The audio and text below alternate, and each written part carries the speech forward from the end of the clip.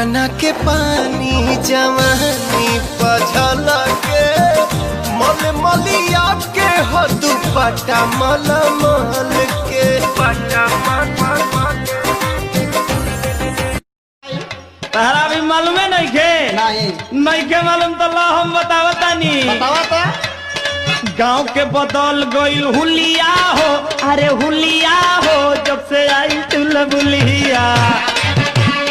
अरे फूल सुंघला से काम चली है सोरमी के संग हाथ पार कइले कैसे कैसे ओइनी बाबा खार धइले करो सिंखा आ हमारे करम में ते बनरी लिखइले रीम झिम बरसता सावन के बदरिया बांधी दन माथे भोले ना रात दिन बिजी रहता रे राजा घर छोड़ी बहरी आवे उनके माजा मन करे भाग जाई हम टाउन में चलता चलता थोड़ा सरसोईया के लॉकडाउन में हम बन गाँव में आ तू